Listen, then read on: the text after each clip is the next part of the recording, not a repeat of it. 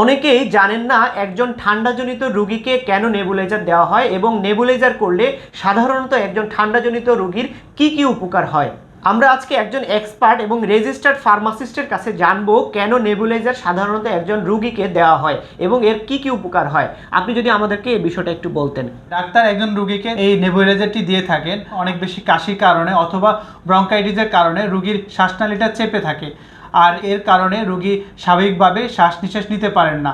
তাই যখন নেবুলাইজেশন করা হয় তখন এই শ্বাসনালীটা সম্প্রসারণ হয় এবং রোগী খুব আরামদায়কভাবে শ্বাস নিতে পারেন এবং খুব স্বস্তি পান।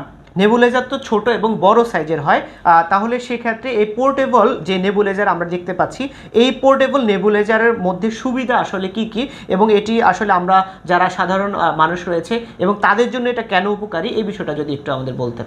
আসলে বড় নেবুলাইজারগুলো যখন চালু করা হয় তখন এটার বিকট শব্দের কারণে বাচ্চারা আতঙ্কিত হয়ে নেবুলাইজার করতে চায় না, অনেক কান্নাকাটি করে, শেষ পর্যন্ত নেবুলাইজার সম্পূর্ণ করা যায় না।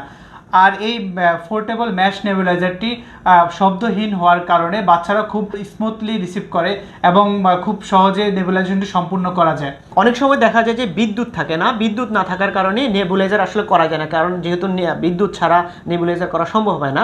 এই পোর্টেবল নেবুলাইজারটির মধ্যে কি এমন বিশেষত্ব আছে যেটি হচ্ছে যে সহজে নেবুলাইজ করা যায়? আসলে অনেক সময় হচ্ছে পেশেন্ট আমাদের কাছে যখন নেবুলাইজার করতে আসেন তখন আমাদের বিদ্যুৎ না থাকার কারণে আমরা নেবুলাইজেশনটি কমপ্লিট করতে পারি না বা দিতে পারি না।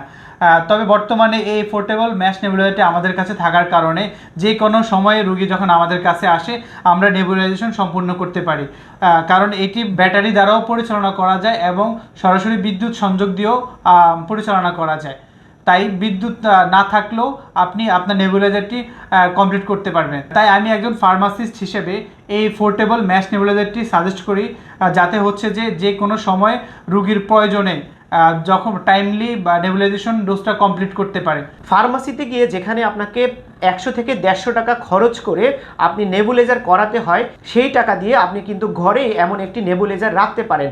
যখন ডাক্তার নেবুলাইজার করানোর পরামর্শ দেয় তখন 3 দিন বা 7 দিন আপনার নেবুলাইজার করাতে হয়। সেক্ষেত্রে আপনি এই নেবুলাইজারটি যখন ঘরে রাখবেন তখন তখন আপনি এটি ব্যবহার করতে পারবেন। আপনি যদি এটি নিতে চান আপনার নাম, ঠিকানা এবং ফোন নাম্বার দিন, আমরা আপনার ঠিকানায় এটি পৌঁছে দিব। পৌঁছে দেওয়ার পরে আপনি কিন্তু টাকা পরিশোধ করতে পারবেন, অগ্রিম কোনো টাকাই আপনাকে দিতে হবে না।